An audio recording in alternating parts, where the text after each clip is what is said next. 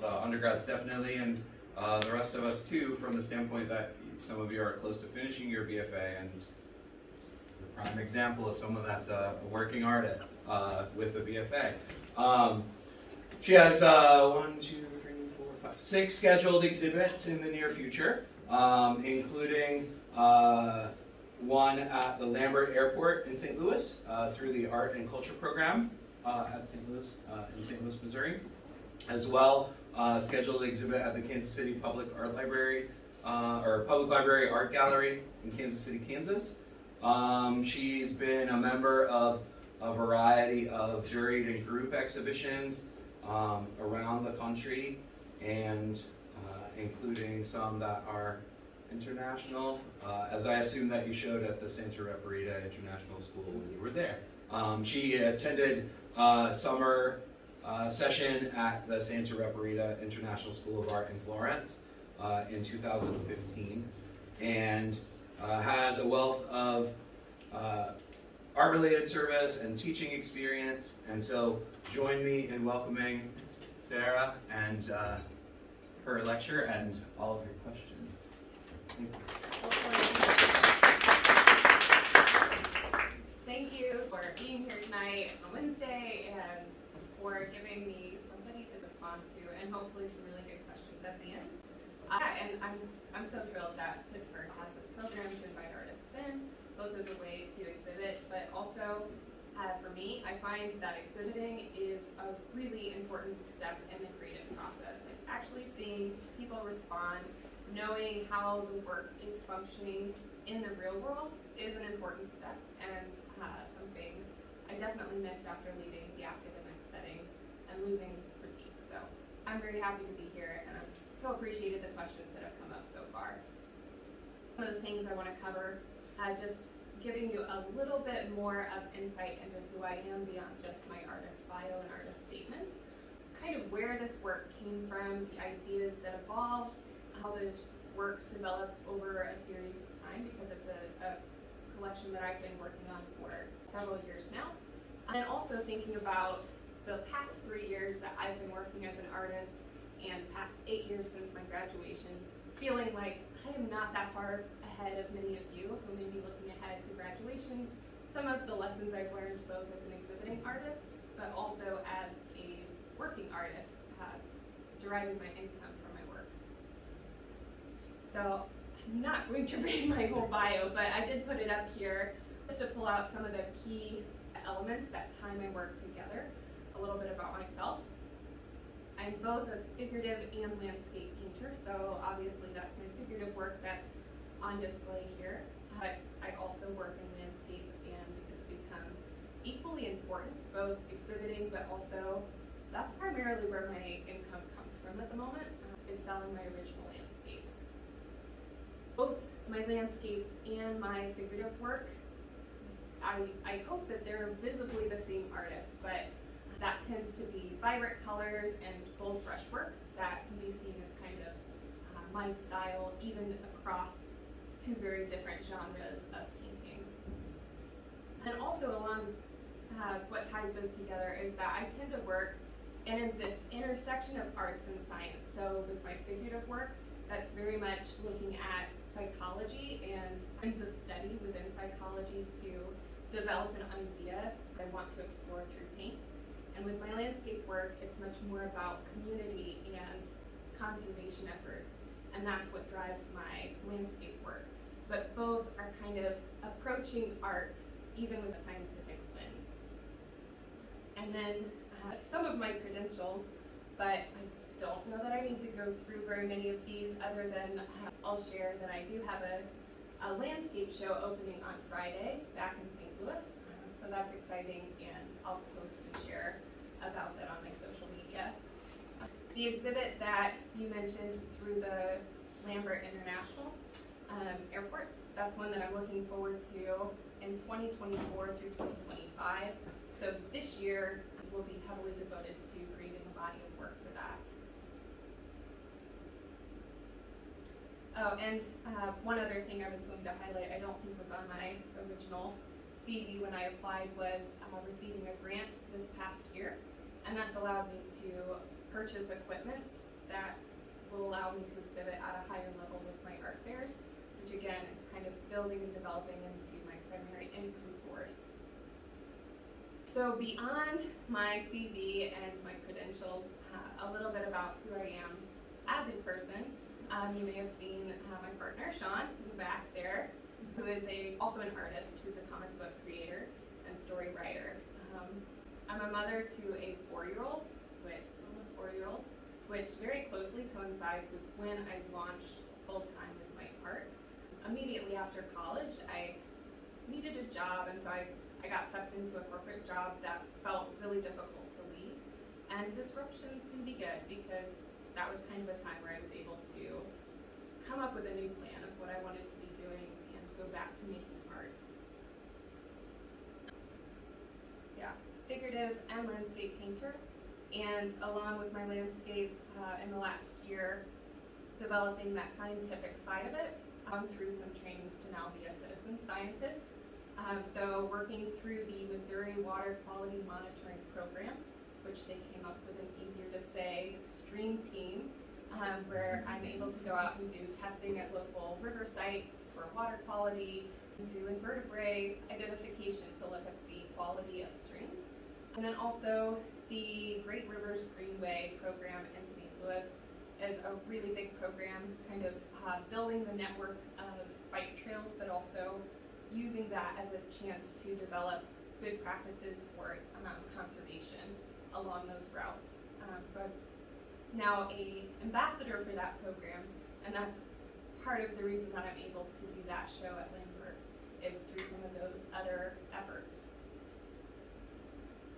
I'm gonna look back even to my childhood, because when I look at where I've developed as an artist, it is more in the everyday experiences of my whole life that's led to what I'm interested in considering in my artwork.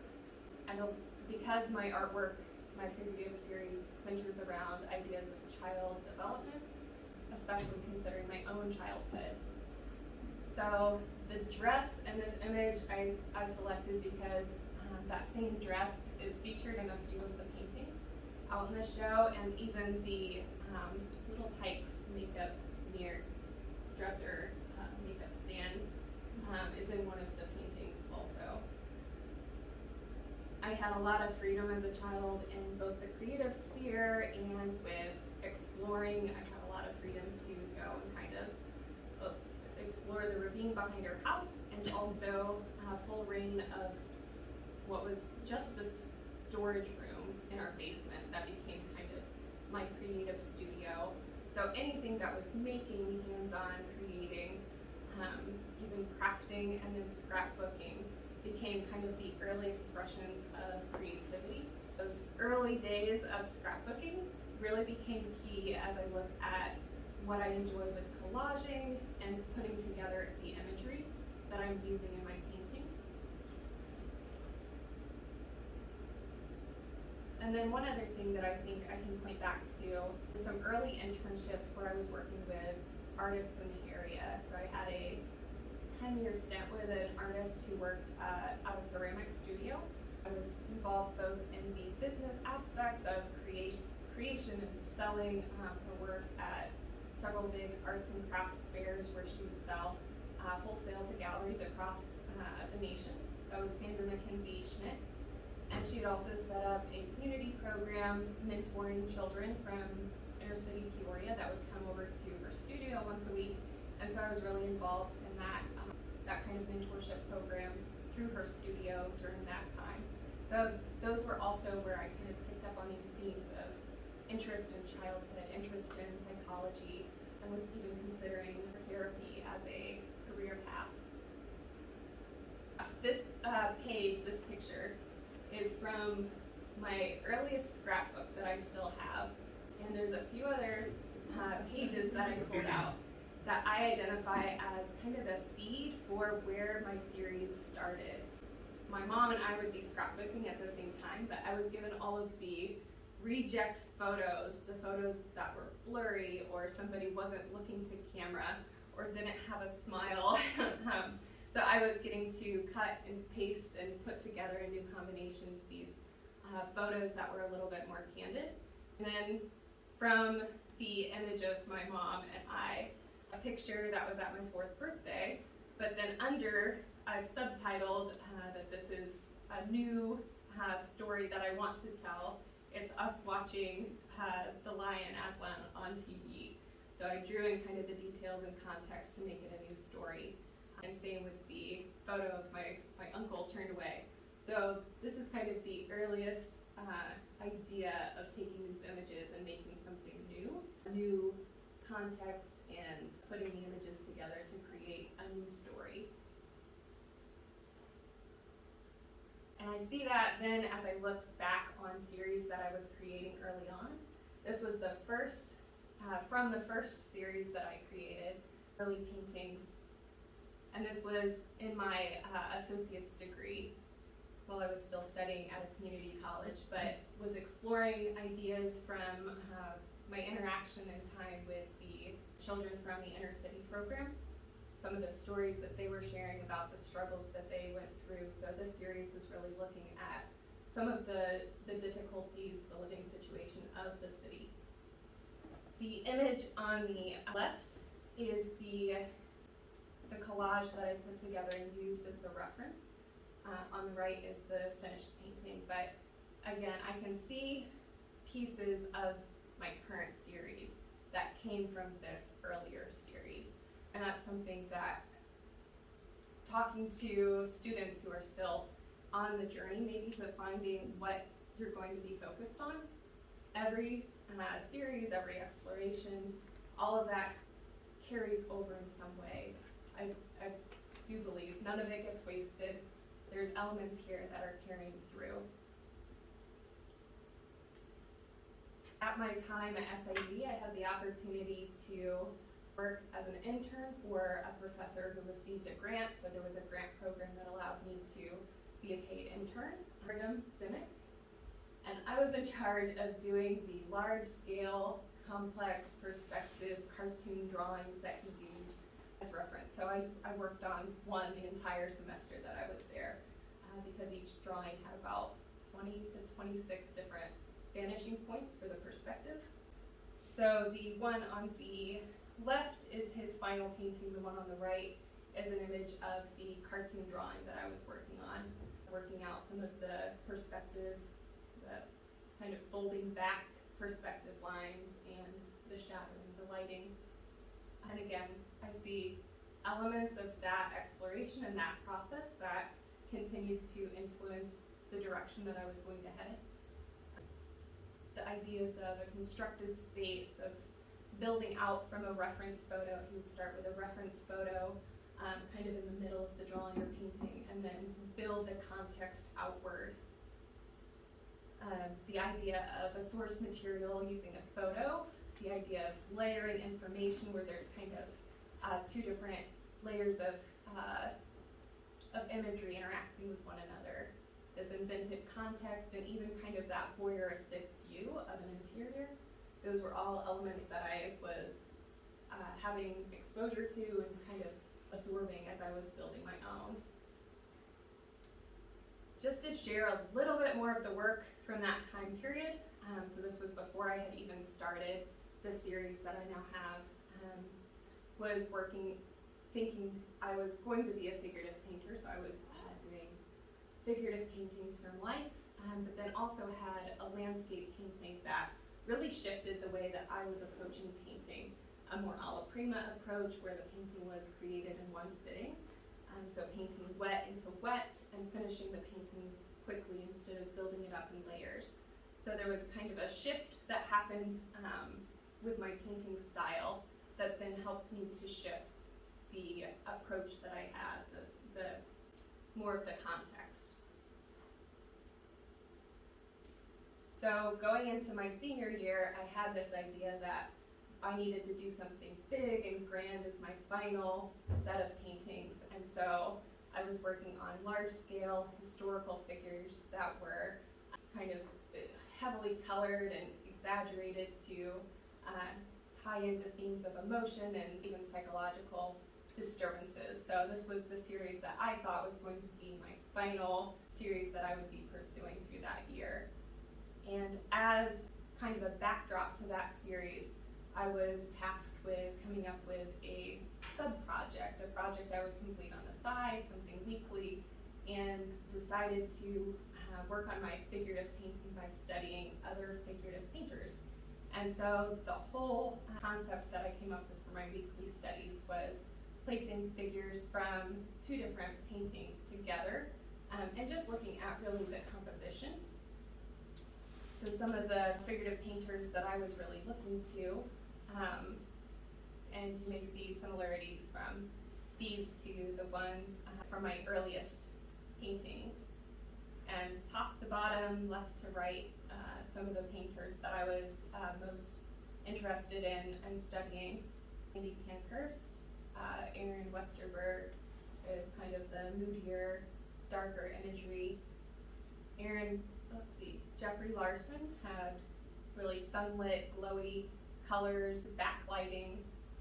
Katie Schneider was mostly at-home studies, these really quiet moments and interactions with children. Juan Uglo was probably the largest influence from that time, and kind of straddling drawing and painting in his imagery. These really carefully and laboriously painted from life figure studies. Alex Kanevsky, who was much more impressionistic and bold with the colors and brushstrokes. Daniel Ludwig, who had again really glowy colors and exaggerating the edges between colors. And Joaquin Sorolla, who was painting mostly seaside, but these really reflective surfaces and reflective quality to the lighting, where light bouncing off of skin that's been wet or damp, and so it was a totally different quality of paint.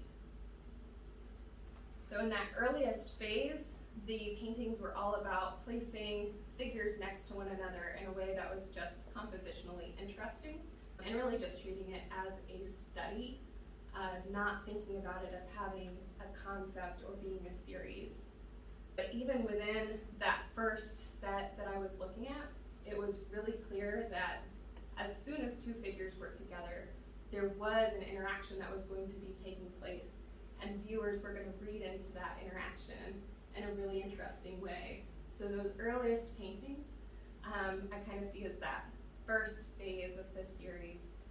They were really just a project, but they became the seed for what was going to be a full series. At that same time, kind of the final influence that changed and shifted the perspective into this becoming a full series. I had this interest in psychology, this interest in art therapy, and so I was minoring in psychology at the same time. The idea of the thematic apperception test is really what kind of was the final piece that clicked into place. And this was a test that was developed in the 1930s. And that the word apperception, just to give a bit of context to this test as I continue to talk about it, the definition of that word, the mental process by which a person makes sense of an idea by assimilating it into the body of ideas he or she already possesses. So when you're confronted with something new, you have to make sense of that new information by bringing it into your existing knowledge base. So that is the process of apperception. So confronting something new and incorporating it into your idea base. So the thematic apperception test is a type of projective test, so very similar to the Rorschach inkblot test, which is maybe more famous, but also a less reliable version of a picture projection test. The Rorschach kind of fell out of vogue, no longer really used today, but the thematic apperception test is one that has continued to evolve and be developed for study. The original test was a set of 30 picture cards and would be given over the course of 2 one-hour sessions. So it was this really long, deliberate process by which you could give the test to somebody. It wasn't quantitative, it was qualitative because it was basing the diagnosis or the characteristic on these long form story answers.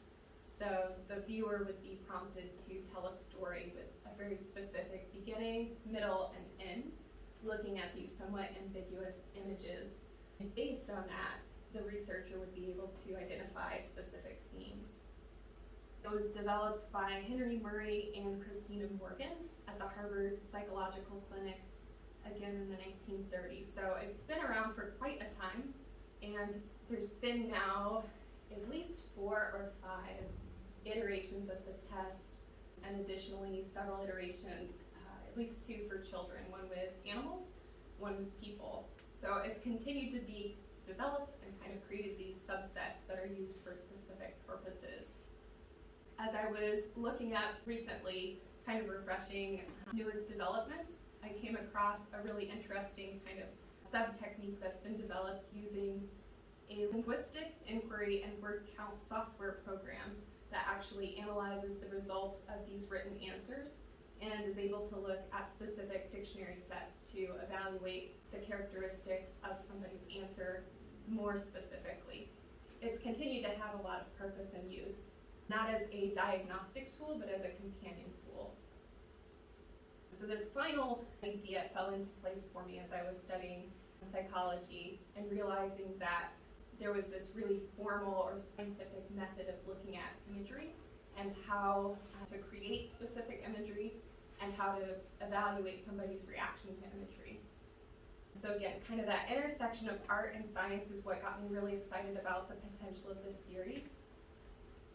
And then also how it had this positive possibility to actually affect change in viewers. That it wasn't just art that would be created for the sake of creation, but that it could actually have the potential to shift somebody who's had the chance to interact with it. So those factors, along with the fact that it continues to be relevant in today's psychology, really excited me about the fact that I could work almost in tandem creating my own set of flashcards through these paintings. So that's where that first kind of shift happened between the original idea for this project and shifting to seeing it as now my official series that I wanted to devote myself to. So there was a clear shift where before it was a project and now it was the series that I wanted to develop as my body of work. So this next iteration was looking still at the reference paintings from these other figurative painters, but now I was looking for how those figures were interacting. I was looking for that narrative to come through, something that would be perhaps an ambiguous interaction, something that would be not necessarily in your lexicon of what you've already experienced, something that would confront you in a little bit of a new way and force you to interpret that through your own experiences. This one in particular, I kind of went about that looking for the pairings by looking for clues, something that would almost be like a breadcrumb of like why these 2 figures exist together. This one in particular, looking at the 2 figures, the cloudscape behind the female figure and the cloud in the set panel from the male figure, that was this clue that kind of told a story putting them together. And with working with reference images from other painters, there was a lot of intention that it needed to create a painting. I needed to create a painting that was a totally new story, a new theme or effect from the original paintings, because I didn't want to just create copies anymore. I wasn't just studying the painters. It needed to have a completely new concept by combining the 2 together. Again, I'm not going to read. This is the current artist statement, but what I do want to look at is just a few things that I pull out as being a constant. This is what made this series. The fact that I was using human forms as a channel for projection, that scientific perspective was really key to me. The human brain has more brain space devoted to facial recognition and body language recognition than we do for all other object recognition. So what allows you to look at any object and understand immediately what it actually is a smaller portion of your brain than what allows you to look at a person and understand their mood, their action, their language, their body language.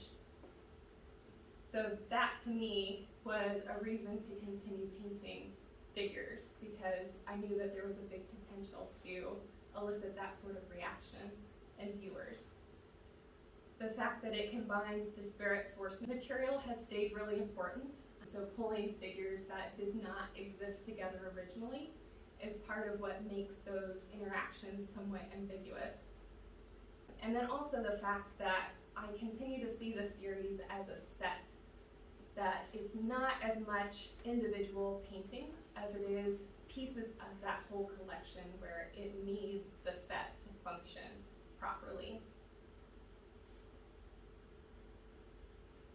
So the next iteration of the painting process of this series was starting to insert myself into the paintings. So there's several paintings that you can look at and find similar blonde bob, blunt cut, and that would be me. And this was a way of kind of claiming the series and making it more personal, seeing how that shifted the interactions, especially child to adult. It changed the power relationship, or clothed to unclothed, changed the power relationship in these images. And then the kind of next iteration or next step in that journey was working solely from family reference photos and seeing what sort of ambiguity could be created. It was a lot more subtle because suddenly I was working with only clothed figures and figures that felt like they perhaps more naturally belonged together. So I see those paintings as having a lot more subtlety, and that was something I was really after, and one of the reasons why I switched to using reference photos only. And within that, it kind of became a goal that each image, each composition that I created would have almost a neutral image inherently, but that the positive or negative read would be supplied solely by the viewer. So that became an important objective in that iteration. And then that kind of brings me up to the current work that I'm doing. I've just recently inherited a large quantity of these old slides. It was from an aunt and an uncle. So these are images now of people that are within my extended family, but not necessarily people that I know. And also, they're not memories that I have any connection to. So it's almost that step backward again of trying to have a more distilled view of these images. They're still somewhat family, but they're not people that I have a connection with or really understand. So there's a little bit more openness in how I can interpret their actions. I also like that there's a kind of specific dating to these images just because of the style of dress, the time period, the quality of the pictures. So it feels a little bit more like it's pushing back towards the original images from the Apperception test.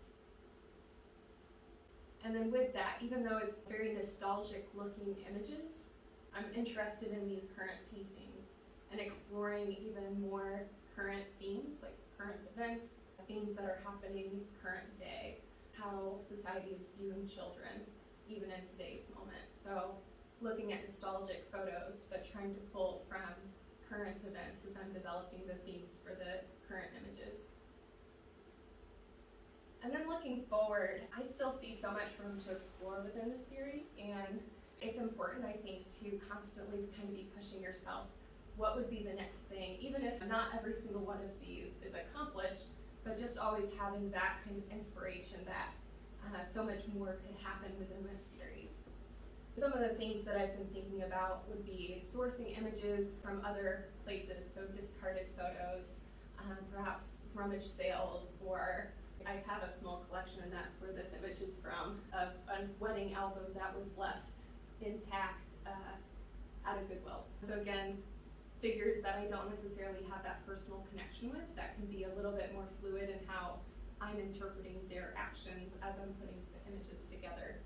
Considering working from live models or even staging my own reference photos and how that might change as I have more control or less control over these poses.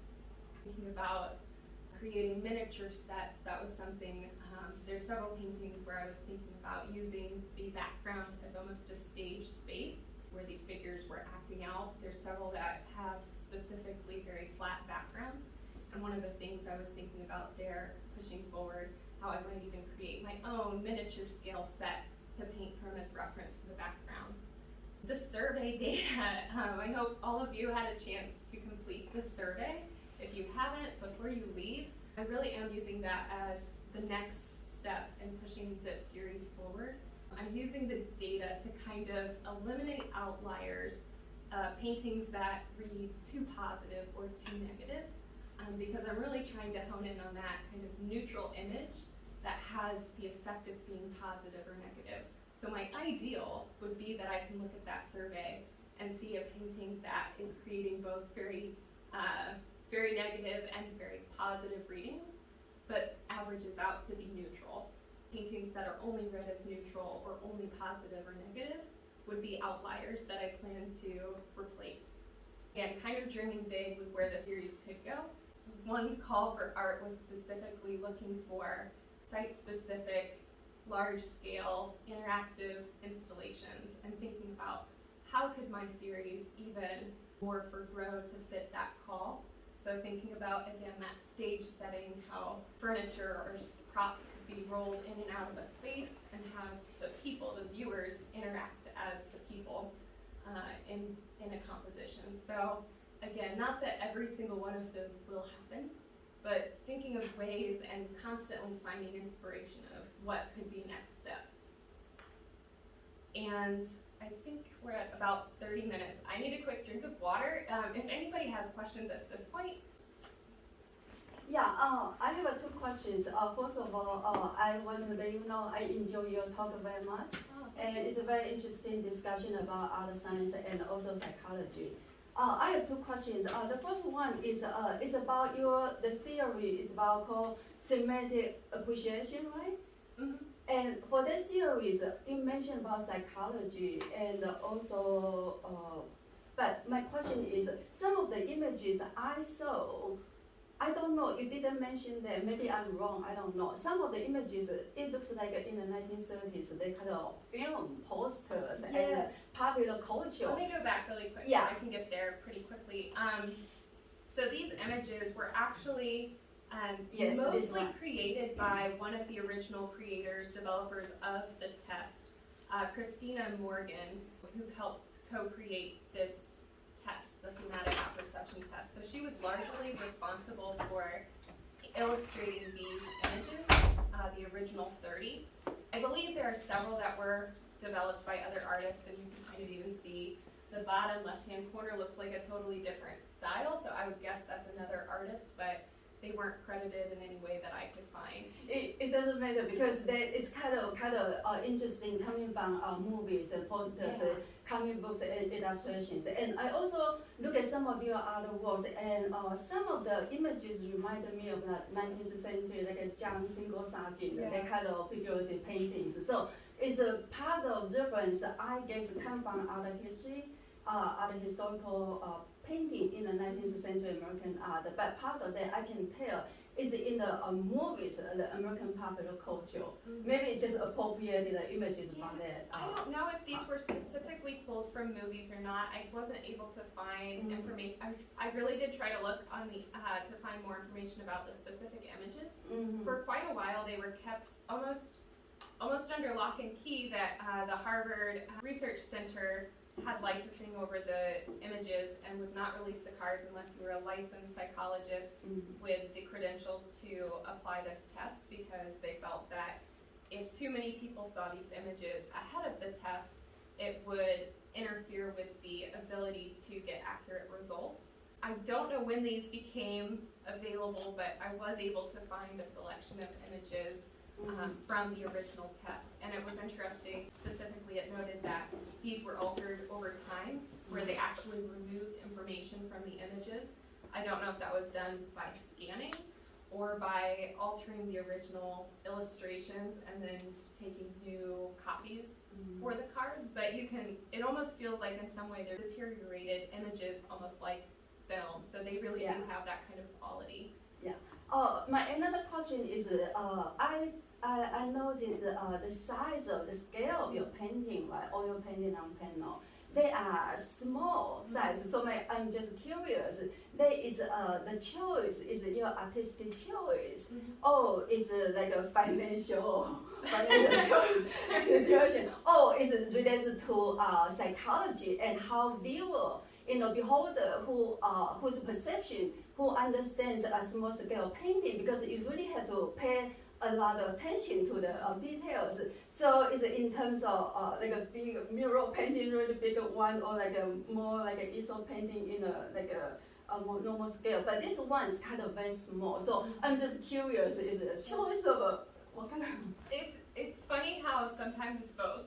So when I began the series, I was still in college, so financial constraints were definitely a factor. That I was working small scale, but as I was developing the series, I realized that actually works better. I've branched out and kind of pushed to see how it works in the large scale, and I feel that it functions differently. Yes. It feels more like the stage setting, which was something I was exploring and for kind of a brief stint, seeing how the images would affect viewers when it felt more stilted, when the background was more clearly rendered, but still kind of this blank, flat, one-dimensional space. So with those larger scale paintings, I was kind of pushing to see what the possibility was with the large scale, but I've gone back to working small scale primarily because it's more the size of like a flashcard being shown, the size of something that you have to kind of spend time with up close, that you don't get to just walk away quickly. You can't just take in the information and move on, that you have to spend a bit more time and kind of invites you in closer. Yeah, so kind of both from a starting point, but then analyzing what's working, what's not working, and then making a conscious choice from there. So you really think about the viewers' responses and also viewers' like a perception of your work. I think it's kind of very interesting. Yeah, thank you. If anybody has any other questions, we'll also have some time. I'll be here after the presentation. The last couple things I wanted to look at, just again, I'm 8 years out past my BFA and 3 years now into working full-time as an artist. That means a lot of different things, but thinking about how some of the things that I wished I would have heard back when I was still in school, when I still had kind of the free space to explore ideas and think about the career aspect as being down the road.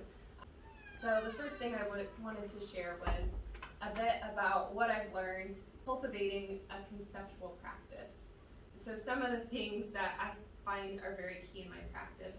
One is just to make sure that I am not being negatively influenced by counterproductive pressure. So sometimes that means setting physical boundaries, like even scrolling on Facebook or Instagram, that I'm not getting too sucked into what other people are doing, that it affects me negatively. So setting some boundaries that I make sure that I'm able to focus on my work in a productive way and not be sidetracked or deterred by outside pressures.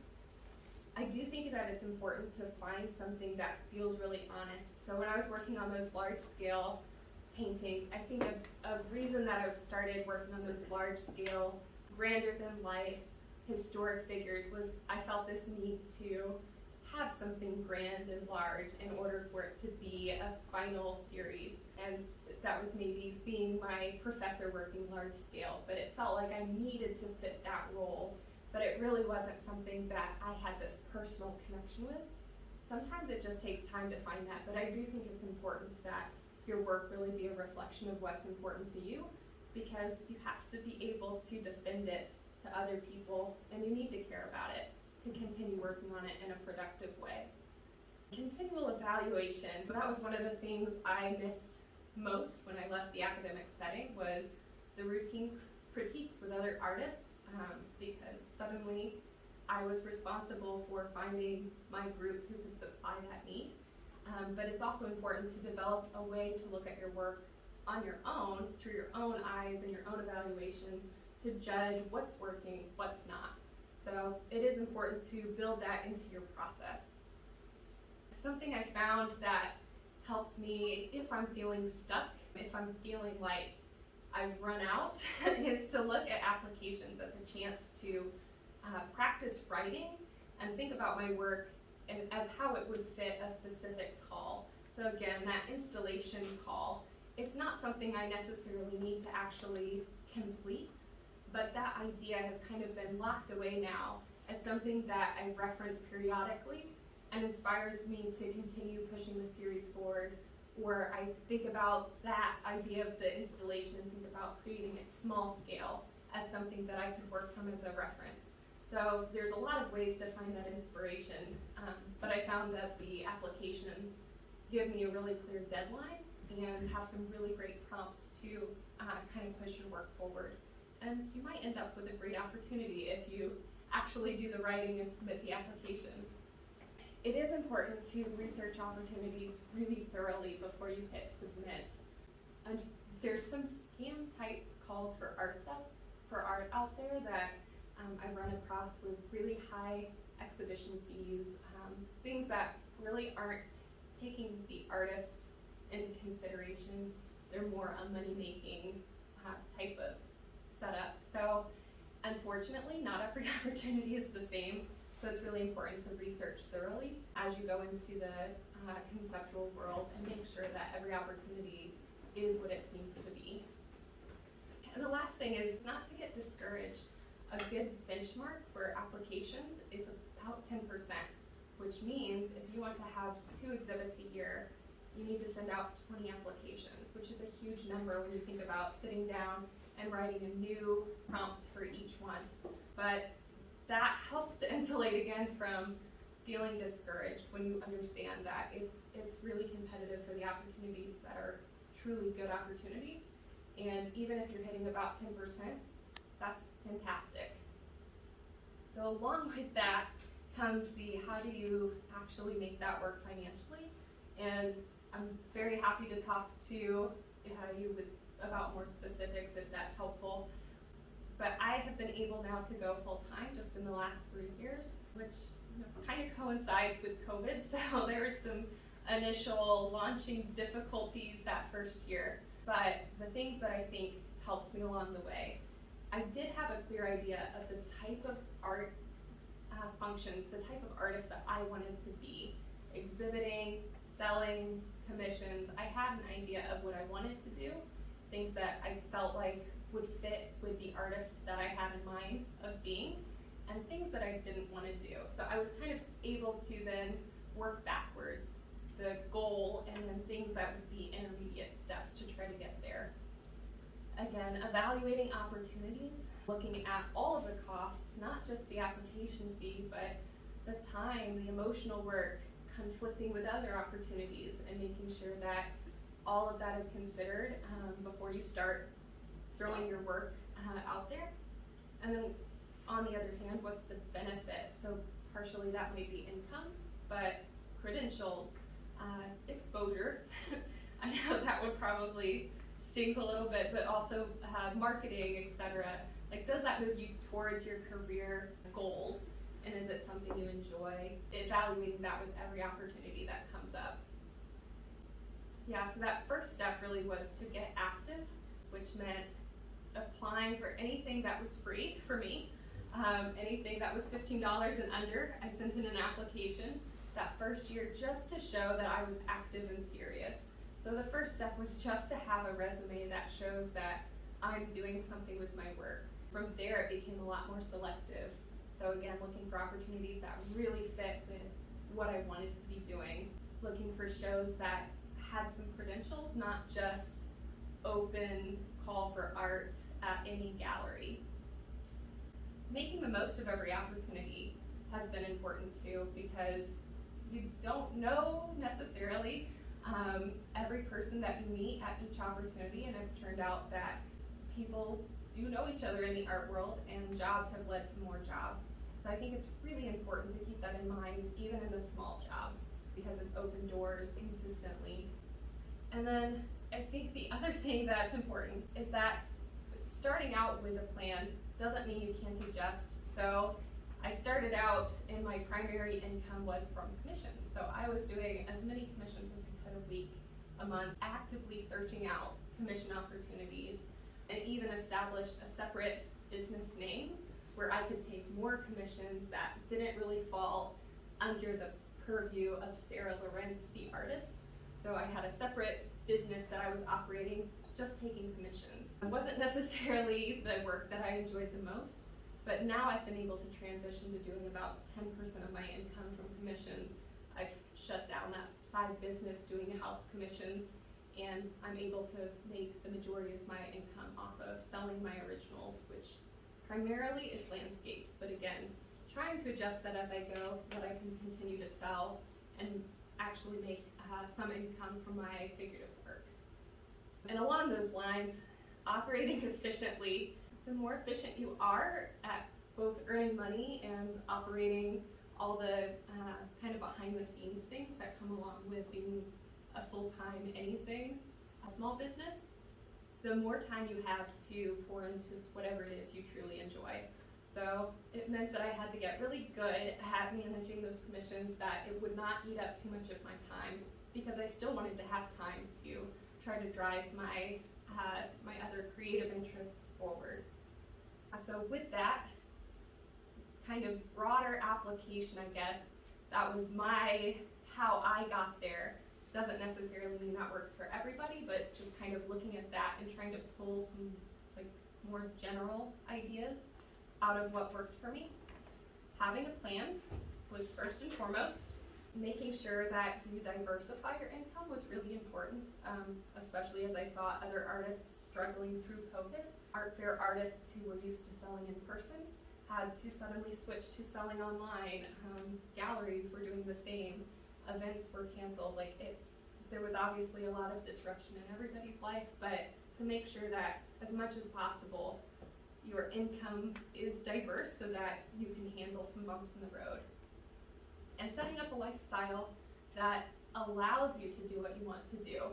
Sometimes that means minimizing costs, minimizing risks, financial risks, but making sure that those factors are not going to completely disrupt your ability to keep making your work. Being organized, I do have a process for how I keep track of which paintings are in which galleries for which time, delivery dates, and pickup dates.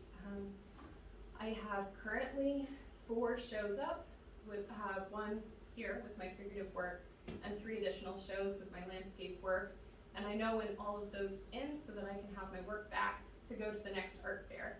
So organization is so important, that you don't double book, you don't ever have that lack of professionalism, that you know where your work is supposed to be and keeping track of everything on your end. Even how you title your documents and keep track of your electronic organization, keeping track of when you get paid and who's paid you and who hasn't. All of those things are so important, because you're essentially a small business working